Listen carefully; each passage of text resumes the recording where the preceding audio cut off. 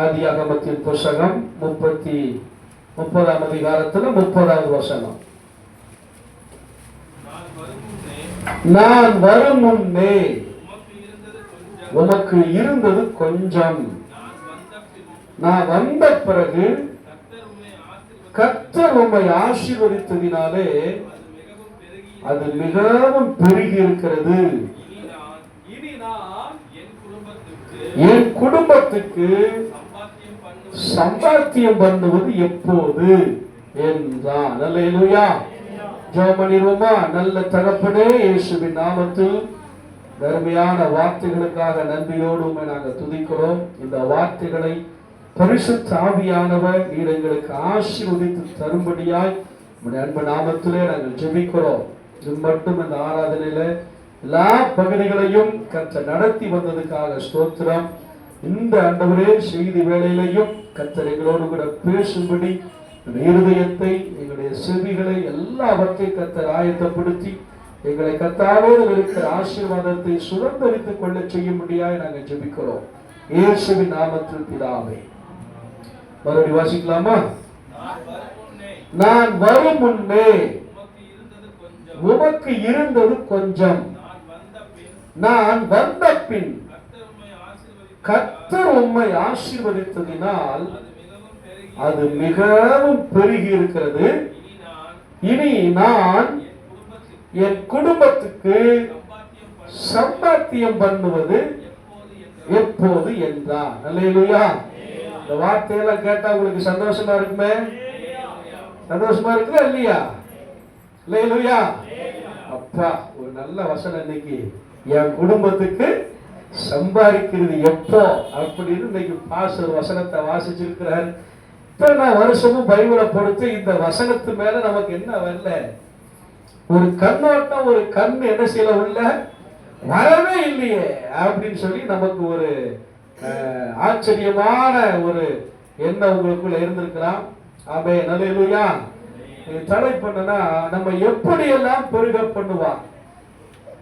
உன்னை மிகவும் திரளாய் பெருக பண்ணுவேன் சொன்ன அந்த வாக்கு தத்தத்தை ஒட்டித்தான் இந்த மாதம் முழுவதும் கர்த்தர் நம்மள பெருக பண்ணுவார் அப்படிங்கிற தலைப்புலையே அடுத்த வாரம் இப்படித்தான் நம்ம என்ன செய்ய போறோம்னா கர்த்தருடைய வார்த்தையை நம்ம தியானிக்க போறோம். அல்லேலூயா.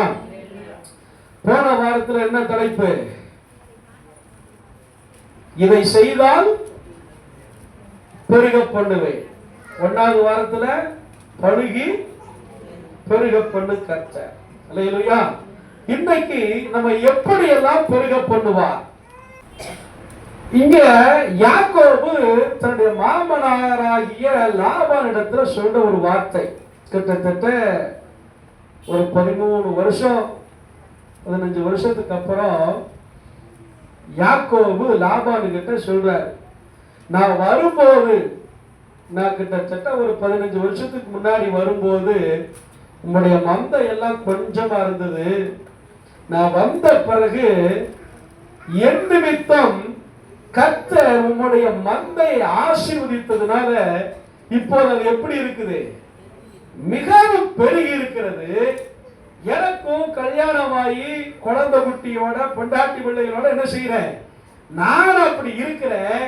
ஆனா என் குடும்பத்துக்கு உண்டான வருமானமோ, என் குடும்பத்துக்கு உண்டான ஆசீர்வாதமோ, என் குடும்பத்துக்கு உண்டான சொத்து பத்துன்னு சொல்லிக்கிறதுக்கு எனக்கு என்ன இல்லை, ஒண்ணுமே இல்லையே. இனி என் குடும்பத்திற்கு நான் என்னைக்கு சம்பாதிக்கிறது அப்படின்னு சொல்லி லாபான் கிட்ட என்ன செய்யறாருன்னா, ஆமென், அந்த யாக்கோபு அப்படி கேட்கிறார். லாபான் அப்படிங்கிற பேருக்கு அர்த்தம் என்னன்னா வெண்மையான அப்படின்னு அர்த்தம். வெண்மையான அல்லது வெகுளித்தனமான, யதார்த்தமான அப்படிங்கிற பேரு தான் லாபானுக்கு. லாபான்கிற பேருக்கு அர்த்தம் அதுதான். ஆனா பேரு தான் அப்படி, உள்ள இருக்கிற குணமெல்லாம் எப்படி? யதார்த்தம் கிடையாது.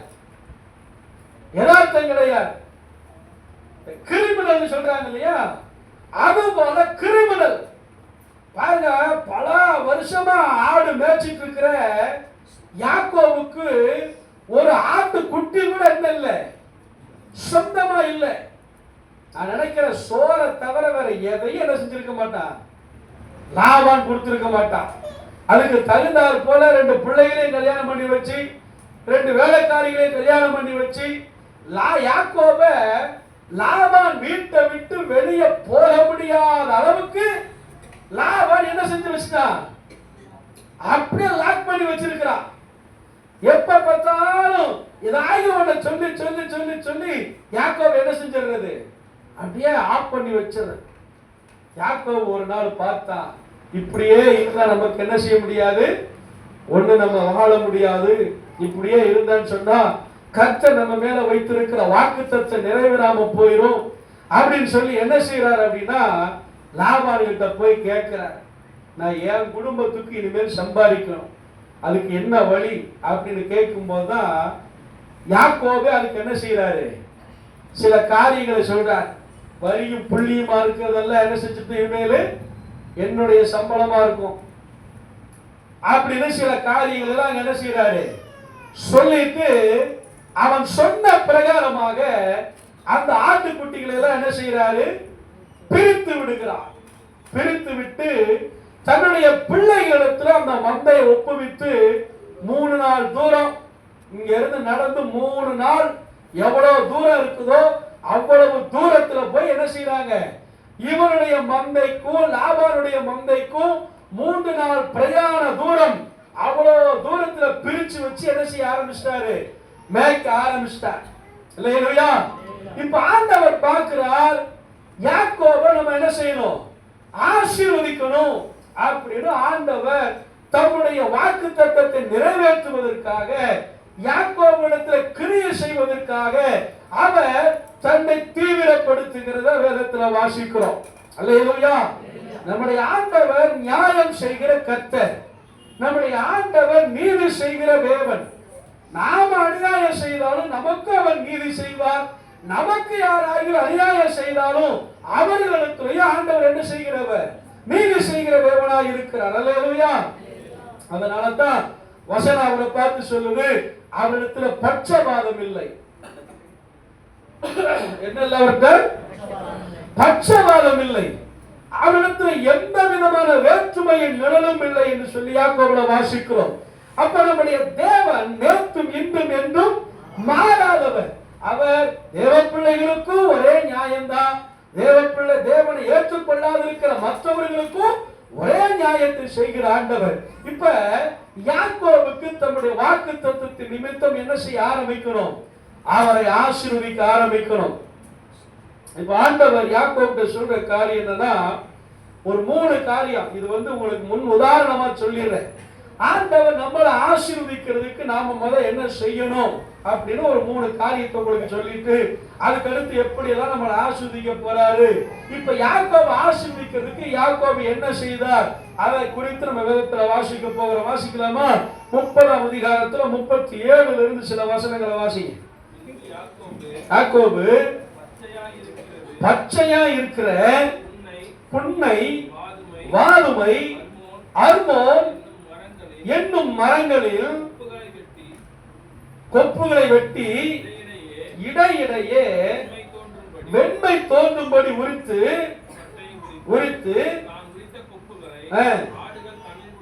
ஆடுகள் தண்ணி குடிக்க வருகிற கால்வாயிலும் போடுவான். பொழிவதுண்டு.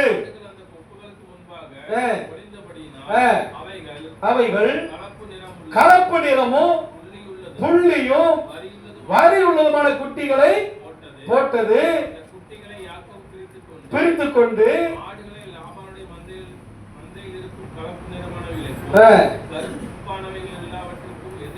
நிறுத்தி தன் ஆடுகளை சேர்க்காமல் வைத்துக் கொள்வான். பலத்த ஆடு பொழியும் போது எதிர பொழியும்படி போட்டு வைப்பான். பலவீனமான ஆடு பொழியும் போது போட மாட்டான்.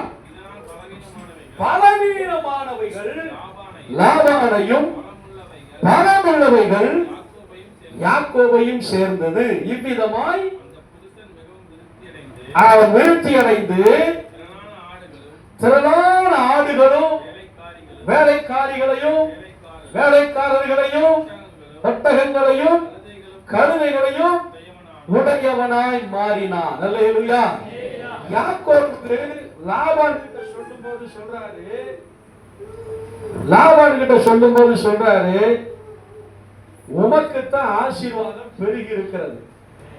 யாக்கோபு சொல்றாரு, உமக்கு என்ன இருக்குது? மந்தை பெருகி இருக்கிறது. உம்முடைய மந்தை பெருகி இருக்கிறது. எனக்கு இப்ப என்ன இல்ல, ஒண்ணுமே இல்ல அப்படிங்கிறார். எனக்கு ஒண்ணு இல்லைங்கிறார். ஆனா இப்ப இந்த கடைசி வசனத்துல வாசிக்கும் போது வாசித்தோம், இவ்விதமாய் அந்த மனுஷன் அல்லது யாக்கோபு திரளான ஆடு மாடுகளையும் ஒட்டகங்களையும் வேலைக்காரிகளையும் வேலைக்காரர்களையும் கழுதைகளையும் உடைய பெரிய மனுஷனாய் இருந்தான், ஆசீர்வதிக்கப்பட்டவனாய் இருந்தான். யாக்கோபிடத்துல இருந்தது அத்தனை எப்படி இருந்ததா? பலமுள்ளவைகளாய் இருந்தது. லாபானிடத்தில் இருந்த அத்தனை எப்படி இருந்துச்சா? பலவீனம் உள்ளவைகளாய் இருந்தது. இதற்கு யாக்கோபு செய்த 3 காரியம், 3 மரங்கள் தான் இதுக்கு ரொம்ப முக்கியமா இருந்துச்சு அப்படின்னு இந்த இடத்துல சொல்லப்படுகிறது. ஆனால் வேத பண்டிதர்கள் சொல்ற காரியம் என்ன அப்படின்னு கேட்டீங்கன்னா, யாக்கோபு இப்படி செய்ததுனாலதான் ஆடுகள் எல்லாம் அப்படிப்பட்ட குட்டிகளை போட்டது அப்படி நல்ல. கர்த்தர் யாக்கோபின் மேல் கிருபை வைத்தபடியினாலே, யாக்கோபை ஆசீர்வதிக்க வேண்டும் என்று ஆண்டவர் தீர்மானித்திருந்தபடியினால தான் ஆண்டவர் ஆடுகள் அப்படிப்பட்ட குட்டிகளை போடும்படி என்ன செய்தார் அப்படி சொல்லுவாங்க. ஆனா இந்த 3 மரத்தை குறித்து ஒரு சில காரியங்களை உங்ககிட்ட சொல்லிட்டு நான் அடுத்த பகுதிக்கு நம்ம போயிடுறேன். அல்லேலூயா. முதல் மரம் என்ன மரம்? புன்னை மரம். அல்லேலூயா. இந்த புன்னை மரத்தை குறித்து வேதம் என்ன சொல்லுகிறது அப்படின்னு பார்த்தா, ஃபர்ஸ்ட் வாசிக்கலாமா? ஆமென், ஸ்தோத்திரம். ஓசியாவின் புஸ்தகம் 4ஆம் அதிகாரம் 13ஆம் வசனம்.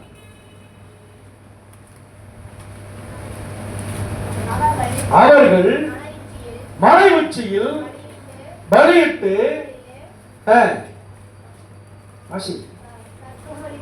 கர்வாலி மரங்களின் கீழும் புன்னை மரங்களின் கீழும் அரச மரங்களின் கீழும் அவைகளின் நிழல் நல்லதென்று தூபம் காட்டுகிறார்கள். போதும்.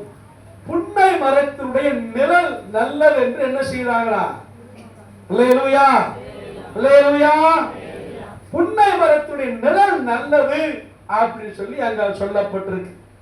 நிழல் எதை குறிக்கிறது அப்படின்னு சொல்லி பார்த்தா, உன்னத பாட்டு புஸ்தகத்துல வாசிக்கலாமா? 2ஆம் அதிகாரம் 17ஆம் வசனம். உன்னத பாட்டு 2ஆம் அதிகாரம் 17ஆவது வசனமும் 4ஆம் அதிகாரம் 6ஆவது வசனமும் 2 ஒரே வார்த்தை தான்.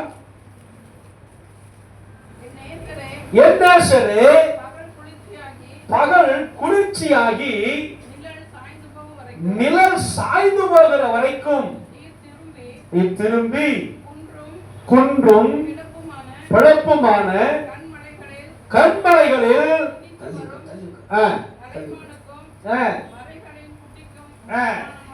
சமானமாயிரும். அடுத்த 4 அதை வாசிங்க. 4ஆம் அதிகாரத்தில் 6ஆம் வசனம். வெள்ளை போலத்தினாலும் சாம்பிராணியினாலும் வர்த்தகருடைய சகலவித கந்தக பொடியினாலும் உண்டாகிய வாசனையை வீசி தூப ஸ்தம்பங்களை போல் வனாந்தரத்திலிருந்து வருகிற இவர் யார்? பகல் குளிர்ச்சியாகி நிழல் சாய்ந்து போகிற வரைக்கும் போயிருப்பேன். அல்லேலூயா. நிழல் சாய்ந்து போகிறதுனா எந்த நேரத்துல நிழல் சாய்ந்து போகும்?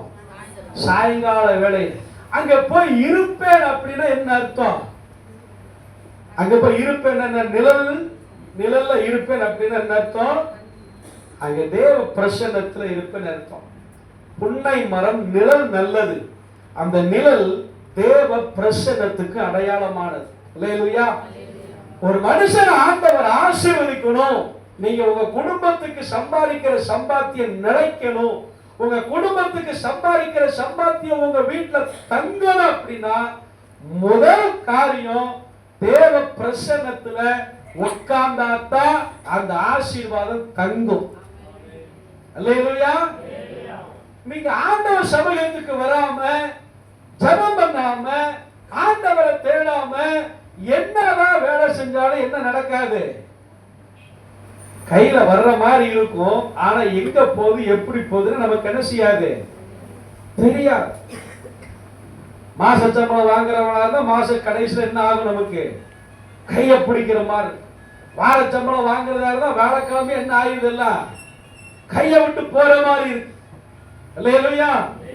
அப்ப வசனம் சொல்லுது, உன் குடும்பத்துக்கு நீ சம்பாதிக்கணும், பலத்தவைகளா நம்முடைய குடும்பத்தினுடைய ஆசீர்வாதம் பலத்து இருக்கணும்.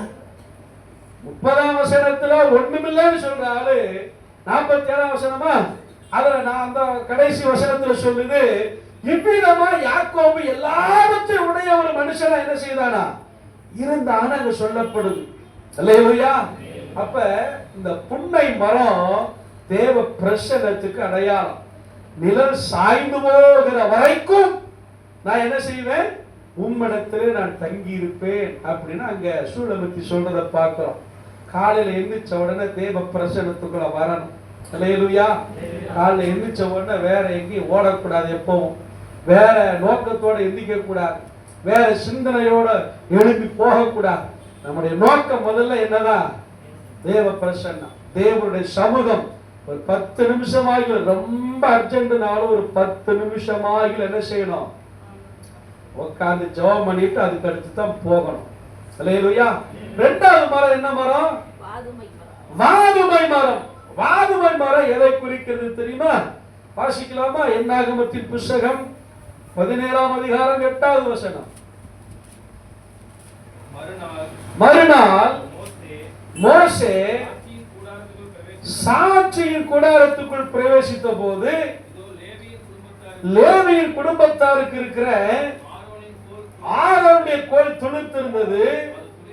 அது துளிர்விட்டு பூ பூத்து வாதுமை பழங்களை கொடுத்தது. எங்க போனாரா மோசே உள்ள? என்னாகமம் 17:8 வாசிங்க மறுபடியும். சாட்சியின் கூடாரம்னா என்னது? சாட்சியின் கூடாரம்னா என்ன? ஆசரிப்பு கூடாரம். அல்லேலூயா. ஆசரிப்பு கூடாரம்னா என்ன?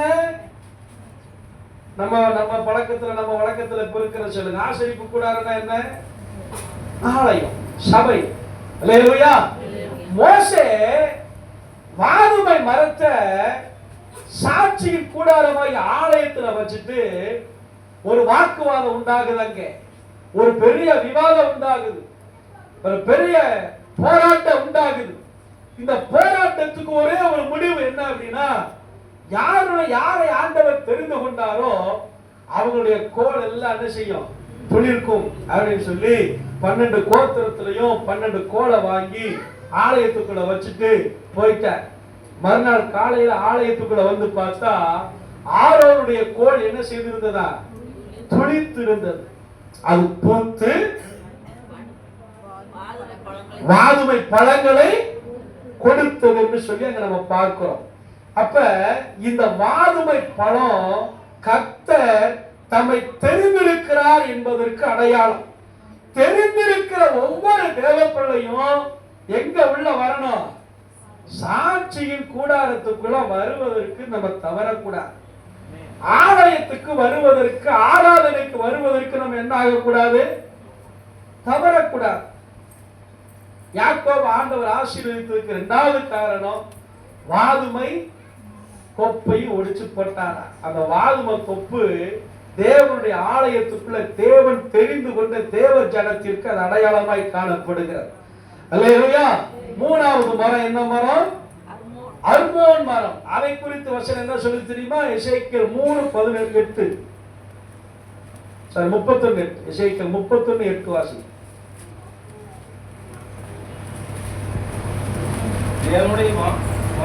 வனத்தில் உள்ள கேதுருக்கள் அதை மறைக்க கூடாது இருந்தது. தேவதாரு விருட்சங்களும் அல்ல, அல்ல. தேவனுடைய வனத்தில் உள்ள ஒரு விருட்சமும் அலங்காரத்திலே அதற்கு ஒப்பல்ல. அல்லேலூயா. இது யாரை குறித்து சொல்றாருன்னா, இது ஒரு ஆசீர்வாதம் அல்ல, அசீரியரை குறித்து இங்க சொல்லப்படுகிறது. அசீரியனை ஆண்டவர் அந்த அளவுக்கு ஆசீர்வதிச்சு வந்தார். அதுக்கு இஸ்ரவேலும் அதற்கு நிகரல்ல. அது கீழே சொல்லப்பட்டிருக்கிற சில தேசங்களுடைய ஆசீர்வாதம் எல்லாம் அதுக்கு என்ன இல்லையா, நிகரல்ல. அதை சொல்லும்போது சொல்றாரு பாருங்க, மறுபடி வாசிக்கிறது, தேவனுடைய வனத்தில் உள்ள கேதுருக்கள் இருந்தது, தேவதாரு விருட்சங்களும் அல்ல, அர்மோன் மரங்களும் அதன் கிளைகளுக்கு. அர்மோன் மரம் எதற்கு அடையாளம்னா அலங்காரத்துக்கு அடையாளம். அர்மோன் மரத்தினுடைய கிளை மட்டுமே பார்த்தீங்கன்னா அப்படியே ஏகமா என்ன செய்யுமா. அதை நான் ஒரு நாள் படிக்கும் போது எத்தனையோ மீட்டர், நூற்றுக்கணக்கான மீட்டருக்கு என்ன செய்யுமா, அது படர்ந்து அப்படி இருக்குமா. அது ஒரு அலங்காரத்தை போல இருக்குமா. அல்லேலூயா. அலங்காரம் தேவ பிள்ளைகளுடைய வாழ்க்கையில ஆவிக்குரிய அலங்காரம். அர்மோன் மரம் ஆவிக்குரிய அலங்காரத்தை காட்டுகிறது. ஃபர்ஸ்ட் என்ன சொன்னேன், தேவ பிரசன்னம், தேவ சமூகம், தேவன் நம்ம அலங்கரிக்கிற ஆவிக்குரிய அலங்காரம். இந்த மூணும் யாக்கோபுடைய வாழ்க்கையில ஆசீர்வாதத்தை கொண்டு வந்துச்சு. இந்த மூணும் இன்னைக்கு நமக்கு ரொம்ப முக்கியம். எப்போது எப்படி இருக்கணும், நம்ம தேவ பிரசன்னத்தில் இருக்கணும். ஆலயத்துக்கு வருவதை நிறுத்தக்கூடாது. ஆவிக்குரிய அலங்காரம் நமக்கு ரொம்ப அவசியம். ஆவிக்குரிய அலங்காரம் நமக்கு ரொம்ப அவசியம். ஒரு மனுஷனை எப்படி ஆவியில் அலங்காரத்தை எப்படி பார்க்க முடியும் அப்படின்னா, எந்த அளவுக்கு தேவனோடு கூட இருக்கிறாங்களோ, எந்த அளவுக்கு தேவனுடைய சமூகத்தை வாஞ்சிக்கிறாங்களோ, அந்த அளவுக்கு அவங்களுடைய முகம் அவர் அலங்காரத்தை போல அது மாறும். அல்லேலூயா. மோசே தேவனோடு கூட இருக்க இருக்க இருக்க இருக்க அவருடைய முகம் என்ன ஆயிடுச்சு, பிரகாசமா மாறிடுச்சு. ஸ்தேவன் தேவனோடு கூட நெருங்கி பேச பேச பேச எல்லாம் சொல்றாங்க, அவனுடைய முகம் தேவ தூதனுடைய முகத்தை போல என்ன செஞ்சிருச்சு, மாறிடுச்சு. அல்லேலூயா. அதுதான் ஒரு ஆவிக்குரிய அலங்காரம். இப்ப நம்ம ஆண்டவர் எப்படி எல்லாம் ஆசீர்வதிக்க அவர் சித்தமுள்ளவரா இருக்கிறார். ஒரு 4 காரியத்தை சீக்கிரமா சொல்லி நான் முடிச்சிடுறேன். ஃபர்ஸ்ட் என்னன்னா, ஆதியாகமம் 26:12 வாசி. எல்லாருக்கும் தெரிந்த வசனம்.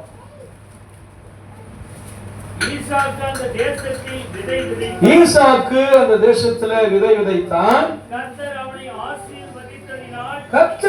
ஆசீர்வதித்ததினால்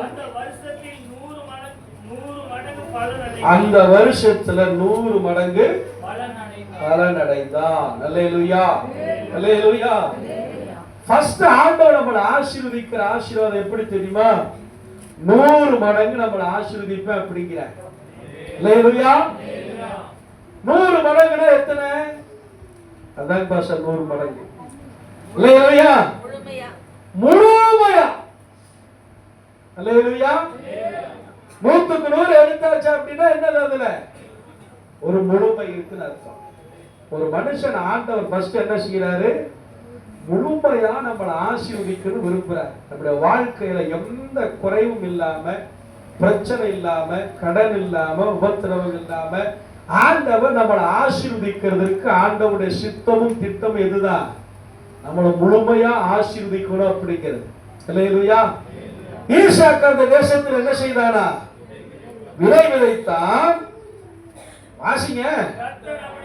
கர்த்தர் அவனை ஆசீர்வதித்ததினால் அந்த வருஷத்துல 100 மடங்கு என்ன செய்தான், 100 மடங்கு என்ன செய்தானா, பலன் அடைந்தான். அதுக்கு அடுத்து கீழே, இப்போ அவன் ஐஸ்வர்யவானாகி வர வர விருத்தி அடைந்து மகா பெரியவனானா. அவனுக்கு சரி போது இருக்கட்டும். விதை விதைத்தான், கர்த்தர் ஆசீர்வதித்தார். அவன் வர வர என்ன ஆனானா, விருத்தி அடைந்தான். முதல்ல விதை விதைக்கிற அனுபவம் நமக்குள்ள வேணும். விதைனா என்ன, அதைத்தான் நம்ம பார்க்க போறோம். வாசிக்கலாமா? நான் உங்களுக்கு இன்னைக்கு அப்படியே முக்கியமானதை மட்டும் சொல்லிட்டு நான் அடுத்து போயிடுறேன். மார்க்கு சுவிசேஷத்துல 4ஆம் அதிகாரத்துல 14 இருந்து 20 வரைக்கும் இருக்கிற வசனத்தை வாசிங்க. மார்க்கு 4ல விதைக்கிறவன் வசனத்தை விதைக்கிறான். வசனத்தை கேட்ட உடனே சாத்தான் வந்து தங்களுடைய இருதயத்தில் விதைக்கப்பட்ட வசனத்தை எடுத்து போடுகிறான். இவர்களே வசனத்தை விதைக்கப்படுகிற வழியர்கானவர். 20 வாசிக்கிறேன். நல்ல நிலத்தில் வசனத்தை கேட்டு ஏற்றுக்கொண்டு 1 30 60 100 பலன் கொடுக்கிறார்கள். இவர்களும் நல்ல நிலத்தில் விதைக்கப்பட்டவர்கள். அல்லேலூயா. இவர்கள் தான் நல்ல நிலத்தில் விதைக்கப்பட்டவர்கள். ஆண்டவர் இங்கு ஈசாக்கு விதை விதைத்தான். கர்த்தர் அவனை ஆசீர்வதித்ததினால் 100 மடங்கு பலன் அடைந்தான். இப்ப ஆண்டவர் இது அப்படியே புதிய ஏற்பாட்டில் அங்கே 100 மடங்கு சொல்றார். என்ன 100 மடங்குனா, நல்ல நிலத்தில் விழுந்த விதை தான் 30 60 100 என்ன செஞ்சுச்சான்?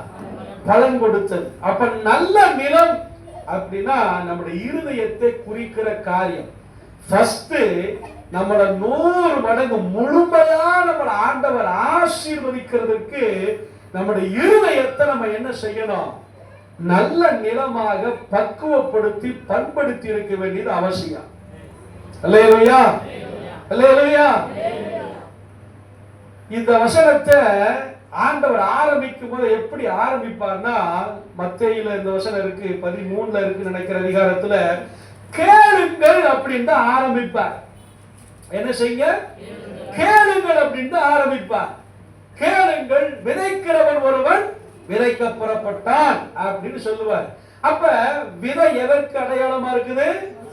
வசனத்துக்கு அடையாளமா இருக்குது. இந்த வசனத்தை சொல்லுகிற போது, ஆண்டவர் பேசுகிற வசனத்தை எல்லாம் நம்ம கேட்கும் போது நம்முடைய இருதயத்தில் அதை என்ன செய்யணுமா? ஆழமாக எடுத்துக்கொள்ள வேண்டும். வழியருகே விதைக்கப்பட்டதை போல போகும்போது மறந்துடக்கூடாது. அல்லது ஒரு உபத்திரம் பாடு வரும்போது இந்த வசனத்தெல்லாம் நமக்கு ஞாபகத்துல வந்தாலும் நம்ம இருதயம் அந்த வசனத்துக்கு நேரம் என்ன செய்யறது இல்லை? திரும்புறது இல்லை. சில நேரத்தில் சீக்கிரம் நமக்கு அந்த வசனம் நமக்கு ஒரு ஆசீர்வாதம் இருக்கிற போல இருக்கு. அடுத்த ஒரு உபத்திரம் வரும்போது என்ன ஆகுது? வெயில் ஏறின உடனே அது காய்ச்சி போனது போல என்ன ஆகிறது? ஆனா வசனம் சொல்லுது, நல்ல நிலத்தில் விழுந்த விதை மட்டும் 30 60 ஏன் ஒழுங்கா 100 மடங்கு பலன் கொடுத்திருக்கலாம்ல? ஏன் 30 60 100 பலன் கொடுக்குது? ஏன் அப்படி கொடுக்குது? ஒரே நிலம் தான், 30 60 100 பலன் கொடுக்கிறதுக்கு என்ன காரணம்? நம்ம விதைக்கும் போது விதைக்கிற இடத்துல எல்லா இடத்துலயும் ஒரே மாதிரி என்ன செய்யறது இல்லை, வர்றதில்லை. அது என்னன்னு நமக்கு தெரியல, அது விவசாயிகளுக்கு தெரியும். ஒருவேளை நான் சொல்றேன், 30 அப்படிங்கிறது அதுக்கு தகுந்த மாதிரிதான் இருதயத்தை ஆயத்தப்படுத்தி, 60 அப்படிங்கிறது அதுக்கு தகுந்த மாதிரிதான் இருதயத்தை ஆயத்தப்படுத்தி இருக்கு. 100ங்கிறது மட்டும்தான் 100க்கு 100 பூரணமா மனப்பூர்வமா தன் இருதயத்தை என்ன செஞ்சிருக்குது? ஆயத்தப்படுத்தி இருக்கு. இல்லையா? அப்ப கர்த்தர் நம்மளை எப்படி ஆசீர்வதிக்கிறார்? 100 மடங்கு அவர் ஆசீர்வதிக்க வல்லவர். இல்லையா? நம்ம எல்லாரும் முழுமையான ஆசீர்வாதத்தை பெறணும் அப்படிங்கிறது ஆண்டவருடைய விருப்பம். ஆனா நம்மளாலையும் குறைச்சு ஆசீர்வாதத்தை வாங்க முடியும், ஆசீர்வாதத்தை வாங்காமையே போகவும் முடியும். அதுக்கு உதாரணம் தான் இந்த 4 விதமான நிலங்களை பத்தி ஆண்டவர் சொல்றார். இல்லையா? அப்ப நல்லா கவனிக்கணும். ஆண்டவர் உங்களை 100 மடங்கு ஆசீர்வதிக்கணும் அப்படின்னு சொன்னா, சொல்லப்படுகிற வார்த்தையை கேட்கறது மட்டும் இல்ல, அந்த வார்த்தைக்கு நம்மளை என்ன செய்யணுமா? ஒப்பு கொடுத்து கீழ்ப்படிய பண்ண வைக்கணும். இல்லையா? ரெண்டாவது கர்த்தர் நம்மளை எப்படி ஆசீர்வதிக்க போறார் தெரியுமா? ரெண்டாவது எப்படி ஆசீர்வதிக்க போறார்? என்னத்தான பாஸ்டர் தெரியும்? வாசிங்க பாப்போம். உபாகமம் 1:11.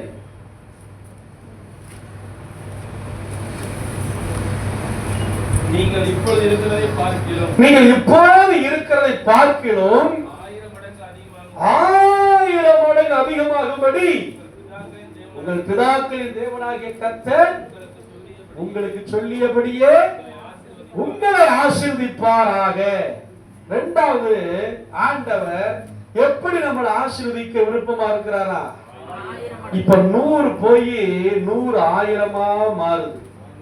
அல்லேலூயா. கேட்கறதுக்கு நல்லா தான் இருக்குது பாஸ்டர், ஆனா வரத்தான் மாட்டேங்குது. என்ன செய்ய? அதுதான் முதல்லயே சொன்னேன், 100 மடங்கு பலன் கொடுக்கிற மாதிரி உங்க இருதயத்தை நீங்க ஆயத்தப்படுத்தி, அந்த இருதயத்தை நீங்க ஆண்டவர் சொன்ன எல்லா வார்த்தைகளுக்கும் உங்களை செவி கொடுத்து பாருங்களேன். 1000 மடங்கு என்னங்க, அடுத்த ஆசீர்வாதம் அதை விட ரொம்ப பெருசா இருக்கும். அல்லேலூயா. அப்படி உங்களை ஆசீர்வதிப்பார். இந்த 1000 மடங்கு ஆசீர்வதிக்கிறதுக்கு நம்ம என்ன செய்யணும் அப்படின்னா, அதே அதிகாரத்துல 5ஆம் வசனத்தை வாசிக்கல பார்ப்போம். இருக்கிற மோசே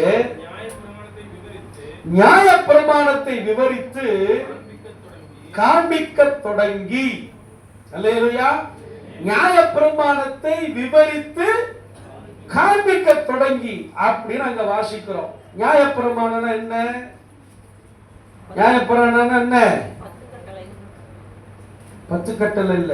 நியாயப்பிரமாணம் 613. அதுதான் நியாயப்பிரமாணம். 613 சுருக்கி ஆண்டவர் 10 கொடுத்தார். 10 சுருக்கி புதிய ஏற்பாட்டுல 2 கொடுத்துட்டார். அல்லேலூயா. தேவனாகிய கர்த்தரிடத்துல அன்பு கூறு, உன்னிடத்தில் அன்பு கூறுவது போல. அவ்வளவுதான். இந்த 613 சுருக்கி 10 ஆக்கி 10 என்ன ஆக்கிட்டாரு? 2ஆவது கையில கொடுத்திருக்கிறார். அப்ப 1000 மடங்கு ஒரு மனுஷனை ஆண்டவர் பெருக பண்ண ஒரு வல்லவரா இருக்கிறார். ஆமாவா இல்லையா? அல்லேலூயா. அல்லேலூயா. நானும் அண்ணன் அப்புறம் கடையில மீன் வாங்குறதுக்கு போனோம். ஒருத்தர் வாங்க பாஸ்டர், சோத்திர உள்ள வாங்கினார். என்னடா இந்த ஆள் நம்ம இதுக்கு முன்னாடி பார்த்தது இல்லையே அப்படின்னு எனக்கு ஒரு டவுட். அவர் சேரை போட்டு டீ வாங்கிட்டு வாடா அப்படின்லாம் எல்லாம் எனக்கு கவனி பயங்கரமா இருக்கு. ஆளு மீசை வேற கடா மீசை மாதிரி வச்சிருக்கிறார் மனுஷன்.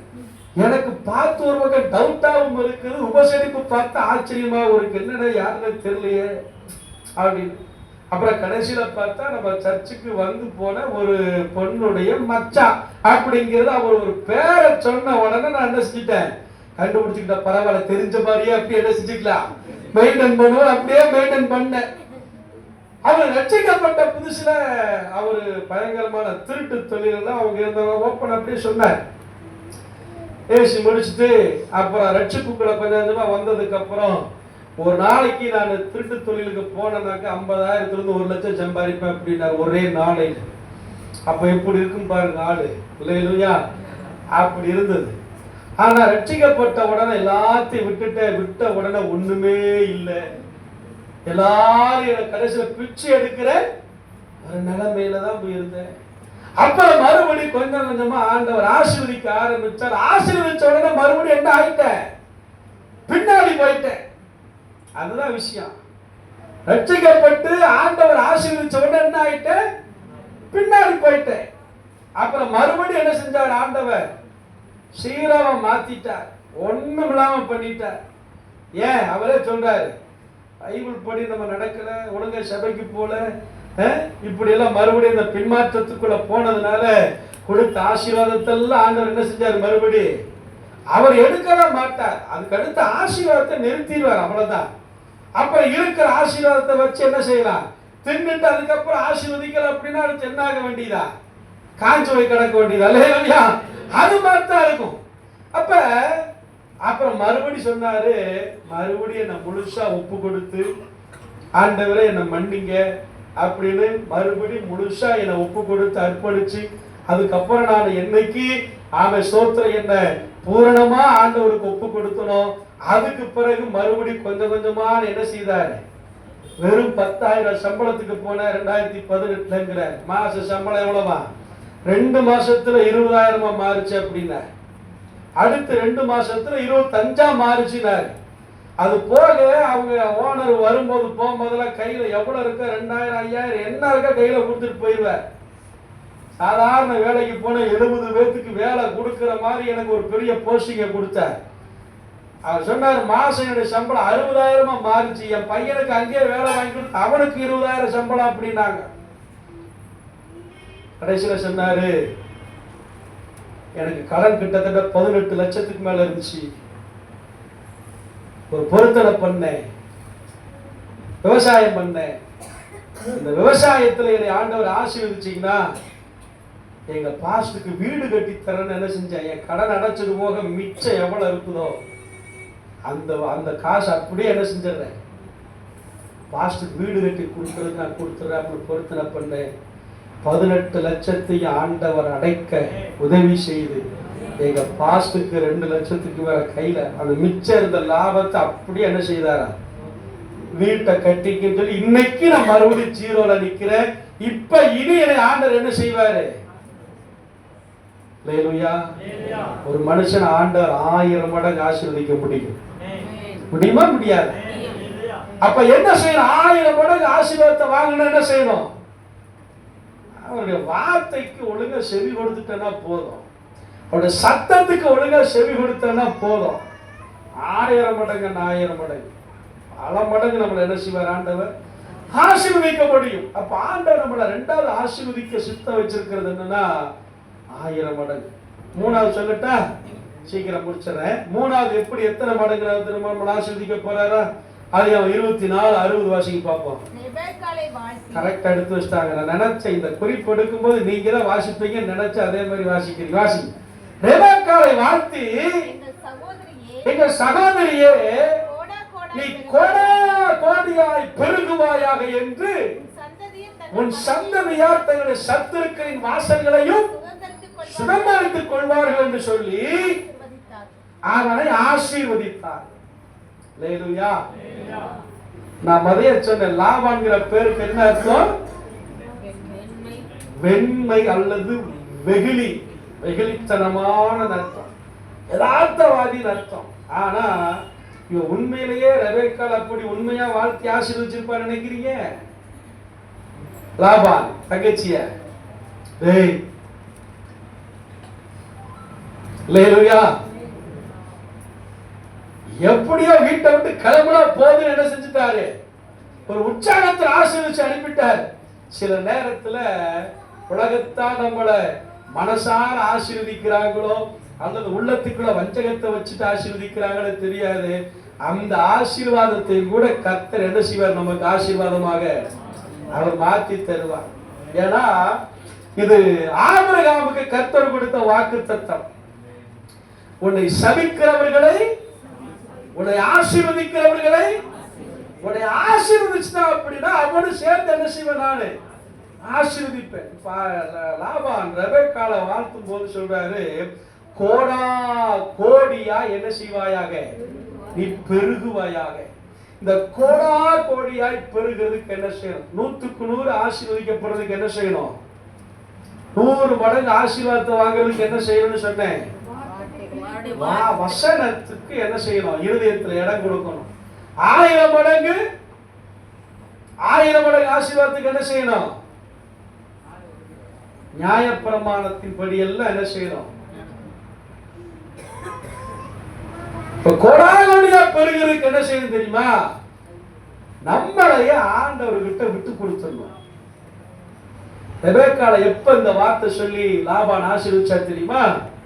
ஈசாக்குக்கு மனவாட்டியாக மாறுவதற்கு உனக்கு சம்மதமா அப்படின்னு கேட்ட உடனே ரெபெக்காள், ஆமா சரி, நான் இந்த மனிதனோடு கூட என்ன செய்கிறேன்?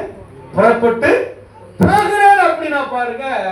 அவ போற நேரத்துலதான் இந்த லாபான் சொல்றா, நீ கோடா கோடியா என்ன செய்வாயாக? பெருகுவாயாக. அல்லேலூயா. என்னையே ஆண்டவருக்கு நான் ஒப்பு கொடுக்கும் போது, ஆலயத்தில் ஒரு வேலைக்கு, ஆலயத்தினுடைய காரியங்களுக்கு, ஊழியத்தினுடைய காரியங்களுக்கு எந்த காரியத்திற்கு தன்னை முழுமையாக ஒரு மனுஷன் ஒரு குடும்பம் ஆண்டவருடைய காரியத்துக்கு முன்னாடி வந்து நிக்கிறாங்களோ அந்த குடும்பத்தை கர்த்தர் உண்மையிலேயே கோடா கோடியாய் ஆசீர்வதித்து பெருக பண்ண அவர் வல்லவர். அவர் அப்படியே ஆசீர்வதிக்கப்படுவார்கள். அல்லேலூயா, அல்லேலூயா. ஆமா, ஆலயத்துக்கு அங்க போனா நமக்கு என்ன கிடைக்கும் அப்படின்னு நினைக்க கூடாது. ஊழியத்துக்கு போனா என்ன கிடைக்கும் நினைக்க கூடாது. அல்லேலூயா. ஆண்டவருக்கு கற்ற காரியம், ஆண்டவருடைய காரியம் அது. அந்த காரியத்தை தேவ தூதர்களுக்கு கூட ஆண்டவர் அனுமதிக்கல இந்த காரியத்தை செய்யறதுக்கு. அவருக்கு வேலை செய்கிற பாக்கியத்தை கர்த்தர் யாருக்கு தான் கொடுத்திருக்கிறாரு? மனுஷர்களை நமக்கு தான் ஆண்டவர் தந்திருக்கிறார். ஒரு தேவதூதன் இறங்கி வந்தானாக்கா 1,85,000 பேரை போட்டு தெளிவார் ஒரு நைட்ல. ஆமாவா இல்லையா? அப்படிப்பட்ட பராக்கிரமசாலி, பலசாலி. அவங்கிட்ட போய் என் ஊழியத்தை செய்யும் சொல்லி ஆண்டவர் கொடுக்கல, என் சபையை கட்டுன்னு சொல்லி கொடுக்கல. நீங்கள் நான் என்னத்துக்காகும்? ஒரு காரியத்துக்கு பிரயோஜனம் இல்லை. நம்மளை நம்பி கொடுத்திருக்கிறார இந்த ஊழியத்தை. பவுல் சொல்லும் போது சொல்றாரு, உண்மை உள்ளவன் என்று எண்ணி இந்த ஊழியத்துக்கு என்னை ஏற்படுத்தினபடியினால் அவரை நான் சோத்தரிக்கிறேன் அப்படிங்கிறார். ஆரோனை போல் அழைக்கப்பட்டால் ஒழிய இல்லையா அப்படின்னு எபிரேயர்ல வாசிக்கிறோம். அப்ப கோடாகோடியாய் பெருகுவதற்கு ஒரே ஒரு காரியம் என்னன்னா, வசனத்துல ஆண்டவர் சொல்றாரு, ரெபெக்காள் ஈசாக்குக்கு தன்னை மனவாட்டியாக என்ன செய்தாளா? முழுவதுமாக ஒப்பு கொடுத்தாள். அல்லேலூயா.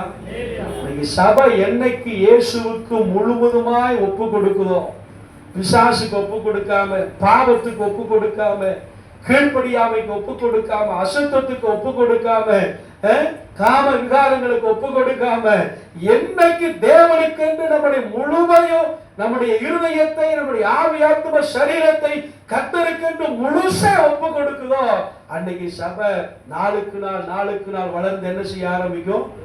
பெருகும். உங்க குடும்ப ஆசீர்வாதமா இருக்கும். அல்லேலூயா. நாலாவது ஒண்ணு சொல்லி நான் முடிச்சிடுறேன். எல்லாருக்கும் தெரிஞ்ச வசனம் மல்கியா 3:10 வாசிங்க பார்ப்போம்.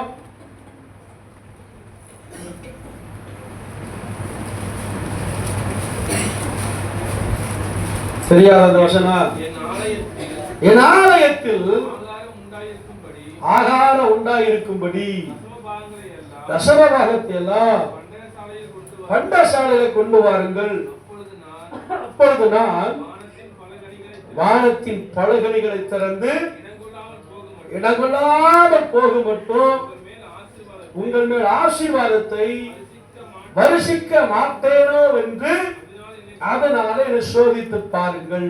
அல்லேலூயா, அல்லேலூயா, ஆமென், ஸ்தோத்திரம். நாலாவது ஆண்டவர் சொல்ற ஆசீர்வாதம் என்னன்னா, வானத்து பலகணி. இந்த மூணும் பூமிக்குரிய. ஆண்டவர் சொல்றாரு, வானத்து பலகணிகளை திறந்து இடம் கொள்ளாமல் போக மட்டும் உங்களை என்ன செய்ய. அல்லேலூயா. பெருக்கத்துக்கு அடையாளம் அதுதான். 10:1 அப்படிங்கிறது. ஒரு பாஸ் சொன்னார், 10:1 அப்படிங்கிறதெல்லாம் பழைய ஒரு காரியம். நான் எடுத்திருக்கிற தீர்மானம் என்ன அப்படின்னா, அவர் சொன்னது, நான் எடுத்திருக்கிற தீர்மானம் என்ன அப்படின்னா, என் மொத்த வருமானத்துல நான் ஆண்டவருக்கு ஃபிக்ஸ் பண்ணி என்ன செய்ய போறேன்? கொடுக்க போறேன். சொல்ற அப்படித்தான் அவர் அவருடைய சபையில சொன்ன அப்படின்னா, ஆண்டவருக்கு இந்த வருஷத்துல நான் ஒரு 5 லட்சம் ரூபாய் கொடுக்கலான்னு இருக்கிறேன் அப்படின்னு என்ன செய்யறது? 5 லட்சமா அப்படின்னு நமக்கு தோணும் இல்லையா? அது சொல்றாரு, தசம பாகம், இந்த காணிக்கை, பாஸ்ட் வீடு விசிட்டிங் வந்து அந்த மாதிரி கொடுக்க. அவர் சொல்றது கர்த்தருக்கு மாத்திரம், ஏழைகளுக்கு அப்படிங்கிறது அவர் உள்ள கொண்டு வரணும். ஒரு ஊழியத்துக்கு, வேற ஊழியத்துக்கு, மிஷனரி ஊழியத்துக்கு தசமபாகம், காணிக்கை, ஆலயம் கட்டுறதுக்கு, இந்த மாதிரி காரியங்களை ஆலய சம்பந்தப்பட்ட ஊழிய சம்பந்தப்பட்டிருக்கிற காரியங்களுக்கு மாத்திரம் அவர் சொல்றாரு, நான் இப்படி பிக்ஸ் பண்ணி என்ன செய்வேன். அப்படி பார்த்தா இப்போ தசமமாக இன்னைக்கு வந்து நான் 1000 ரூபாய் எடுத்து வைக்கணும்னா அவர் சொல்றாரு, நான் ஒரு 1100 எடுத்து வைக்கிறேன், அவ்வளவுதானே. அவர் சொல்றாரு, கொடுத்துட்டு நான் எழுதி வைப்பேன், நோட்ல என்ன செய்வேன், டைரியில எழுதி வைப்பேன். அவர் ஒரு நாள் சொல்றாரு, நான் எவ்வளவு கொடுக்கணும்னு நினைச்சனோ அதை விட அதிகமா 1 லட்சத்தை நான் கொடுத்திருக்கிறேன் பாஸ்டர். அல்லேலூயா. நான் எவ்வளவு கொடுக்கணும்னு நினைச்சனோ அதை விட 1 லட்சம் என்ன செஞ்சிருக்கிறேன், அதிகமா ஆண்டவருக்கு நான் கொடுத்திருக்கிறேன். உண்மையிலேயே பார்த்தீங்கன்னா ஆசீர்வாதமா இருக்குது. அவர் ஆசீர்வாதமா இருக்கிறாரு. இன்னைக்கு நம்முடைய வாழ்க்கையில் இருக்கிற தரித்திரத்துக்கு முதல் காரணமே இதுதான். 10ல் 1 கூட நம்மளால என்ன செய்ய முடியல, சரியா வைக்க முடியல. அதுதான் பெரிய பிரச்சனை. தான் ஆரோன் கரெக்டா ஜெபம் பண்ணும்போது அந்த வசனத்தை சொல்லி ஜெபம் பண்ணார், விதைக்கிறவனுக்கு விதையையும். அல்லேலூயா. அந்த வசனத்தை நான் எழுதி வச்சேன். ஆமா, 1 கொரிந்தியர் தானே, 2 கொரிந்தியர் 9ஆம் அதிகாரத்துல, அதே போல 1 கொரிந்தியர் 9ஆம் அதிகாரம் அதையே தான் சொல்லுது. அல்லேலூயா. அந்த 2 கொரிந்தியர் வாசிங்களேன், 9ஆம் அதிகாரத்துல அந்த வாசிங்க பார்ப்போம். விதைக்கிறவனுக்கு விதையையும் புசிக்கிறதற்கு ஆகாரத்தையும் அளிக்கிறவர்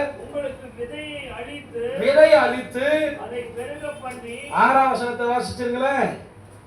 பின்னும் நான் சொல்லுகிறது என்னவென்றால், சிறுக விதைக்கிறவன் சிறுக அறுப்பான், பெருக விதைக்கிறவன் பெருக அறுப்பான். அவன் விசனமாயும் அல்ல கட்டாயமாயும் அல்ல, மனதில். அதான் இந்த வார்த்தையை அவர் சொல்ற, தன் மனதில் நியமித்திருக்கிறபடியே. நம்ம அதிகமா நியமிச்சோன்னு சொன்னா அதிகமா அறுவடை செய்யலாம், குறைவா நியமிச்சோன்னு சொன்னா குறைவாக என்ன செய்ய முடியும், அறுவடை செய்ய முடியும். அப்ப நம்முடைய பெருக்கத்திற்கு வானத்தின் பலகணிகள் திறக்க வேண்டுமானால், அல்லேலூயா, நான் என்னுடைய தசம பாகத்துல பெரும்பாலும் பார்த்தீங்கன்னா ஒரு 200-300 நாள் அதிகமாக தான் அனுப்புவேன். இது கேட்கறதுக்கு முன்னாடி அப்படித்தான் அனுப்புன, கேட்டதுக்கு அப்புறம் எனக்கு இன்னும் கொஞ்சம் என்ன ஆச்சு அப்படின்னா ஒரு சந்தோஷமா இருக்கு. அல்லேலூயா. அப்ப நம்முடைய மனதில என்ன நியமிக்கிறோம், கொடுக்கலான்னு நியமிக்கிறோமா, கொடுக்க வேண்டாம்னு நியமிக்கிறோமா, அதுதான் விஷயம். வானத்தின் பலகணிகள் திறப்பதற்கு ஆண்டவர் சொல்றாரு, தசம பாகத்துல என்ன செய்ய, கொண்டு வந்து கொடுங்க, அப்பொழுது நான் இடங்கொள்ளாமல் போக மட்டும் உங்களை ஆசீர்வதிப்பனா இல்லையான்னு சொல்லி நீங்க பாருங்க. உண்மையிலேயே எங்க குடும்பங்கள்லாம் கர்த்தர் இன்னைக்கு நல்லா ஆசீர்வதிச்சிருக்கிறாருன்னா காரணம் தான். அல்லேலூயா. ஆசிரமா தனிப்பட்ட சாட்சியெல்லாம் சொல்லியிருப்பாங்க. அவங்க அப்பா தூக்கு மாட்டி சாக போனது அந்த பிரச்சனை இல்லை. நாங்கள் சபை வேலை ஆரம்பிக்க போறோம்னு சொல்லி ஒரு 2 வாரத்துக்கு முன்னாடி சொல்லி 2-3 மாசம் பக்கம் ஆச்சு. இவங்க தம்பி கிட்ட சொன்னவொன்னா ஒரு தம்பி சொல்லிட்டா, நீங்க சீக்கிரம் சொல்ல ஆரம்பிங்க, நான் 1 லட்சம் அனுப்புறேன் அப்படின்ட்டு. இன்னொரு தம்பி நான் 1 லட்சம் அனுப்புறேன். உண்மையை பார்த்தீங்களா, உண்மையிலேயே அவங்களுக்கு இந்த சபைக்கு என்ன சம்பந்தம் இருக்கு, ஏதாவது சம்பந்தம் இருக்கா? இந்த இடம் எங்க பேர்ல இருக்கா, அதுல எங்களுக்கு சொந்தமாகுமா? இத அவங்க யோசனை பண்ணாங்கன்னா கண்டிப்பா என்ன செய்ய மாட்டாங்க, கொடுக்க மாட்டாங்க. உன் வீட்டை கட்டுறதுக்கு ஏதாச்சும் நான் தர்றேன், அந்த சபை உன் பேர்லயா இருக்குது அப்படின்னு ஒரு வார்த்தை கேட்டாங்க அப்படின்னா கண்டிப்பா என்ன வராது, சபையை கட்டுறீங்களா, நாங்க எங்களால முடிஞ்சது என்ன செய்யறோம், தர்றோம். அப்ப இப்படி மனதில் நியமித்து தேவனுக்கு என்று கொடுக்கிற எந்த குடும்பத்துக்கும் கர்த்தர் வானத்தின் பலகணிகளை கட்டாயம் திறப்பார். நீ நினைக்கலாம் அவங்க வெளிநாட்டுல அப்படி அள்ளிட்டு வர்றாங்க அப்படின்னு. முந்தானத்துக்கு போன் பண்ணா அதனால தூங்காமத்தான் என்ன செய்யுது, ஓடிட்டு இருக்குது வாழ்க்கை அப்படின்னாரு பெரிய தம்பி. போன மாசம் ஃபுல்லா நஷ்டம், வேலையில் என்னது நஷ்டத்துலதான் போயிட்டு இருக்குது அப்படிங்கிறான். அதுக்கு மத்தியிலேயே நியமித்த காரியங்களை கொடுப்பதற்கு கர்த்தர் நமக்கு என்ன செய்வார், அல்லேலூயா. அதனால 4ஆவதாக கர்த்தர் நமக்கு வானத்தின் பலகணிகளை திறக்கணும் அப்படின்னு சொன்னா கொஞ்சத்துல உண்மையா இருந்து பாருங்க, அநேகத்தின் மேல கர்த்தர் நம்மளை என்ன செய்வார்? அதிகாரியா வைப்பார். அல்லேலூயா. அப்ப 100க்கு 100 ஆசீர்வாதத்தை வாங்கணும் அப்படின்னா இருதயம் என்ன செய்யணும்? வசனத்துக்கு இடம் கொடுத்து வசனத்தை முளைக்க வைக்கணும். 1000 மடங்கு ஆசீர்வாதம் வேணும் அப்படின்னா பைபிள்ல சொல்லப்பட்டிருக்கிற அத்தனைகளுக்கு நம்மளை என்ன செய்யணும்? கீழ்ப்படிய பண்ணிடணும். கோடா கோடியாய் நம்ம ஆசீர்வாதத்தை வாங்கணும் அப்படின்னு சொன்னா நம்மையே ஆண்டவருக்கு என்ன செஞ்சிடணும்? ஒப்பு கொடுத்துடணும். வானத்தின் பலகணிகளை திறந்து நம்ம வீட்டுல இடம் கொள்ளாமல் போக மட்டும் நம்ம ஆண்டவர் ஆசீர்வதிக்கிறார் அப்படின்னு சொன்னா ஆமென், ஸ்தோத்திரம். தசமபாகத்தை நம்ம என்ன செய்யணும்? ஆண்டவருக்கு தசமபாகம் மாத்திரமல்ல, கொடுக்கிற எந்த காரியமா இருந்தாலும் சரி அதை மனப்பூர்வமாய் மனதில் நியமித்திருக்கிறபடி நம்முடைய வாழ்க்கையில இதை செயல்படுத்த ஆரம்பிப்போமானால் கர்த்தர் நிச்சயம் நம்மளை என்ன செய்வார்? வானத்தின் பலகணிகளை திறந்து நம்மளை ஆசீர்வதிப்பார். அல்லேலூயா, அல்லேலூயா. ஆதியாகமம் 14 18 20 வரைக்கும் ஆபிரகாம் அங்க அந்த காரியத்தை செய்தார் என்று சொல்லி நம்ம வேதத்துல வாசிக்கிறோம். மெல்கிசேதேக்குக்கு என்ன செய்தாரா? ஆபிரகாம் எல்லாவற்றிலையும் அதை கொடுத்தார். ஆமென், ஸ்தோத்திரம். அதனால ஆபிரகாம் மேலும் மேலும் என்ன செய்தார்னாக்கா அந்த ஆசீர்வாதத்தை நன்மைகளை என்ன செய்தார்? பெற்றுக் கொண்டார் என்று சொல்லி நம்ம பார்க்கிறோம். அல்லேலூயா. அதனால இந்த காரியத்தை அந்த 4 விதமான பெருக்கம் இப்படியெல்லாம் கர்த்தர் நம்மளை என்ன செய்வார்? அல்லேலூயா. இப்படியெல்லாம் கர்த்தர் நம்மளை ஆசீர்வதிப்பார். இதை நீங்க அனுபவத்துல கொண்டு வரணும் அப்படின்னா இந்த 4 வார்த்தைகளுக்கு 4 கண்டிஷனுக்கு நம்ம என்ன செய்யணும்? ஒப்பு கொடுத்தா கர்த்தர் கட்டாயம் நம்மளை ஆசீர்வதிக்க அவர் போதுமான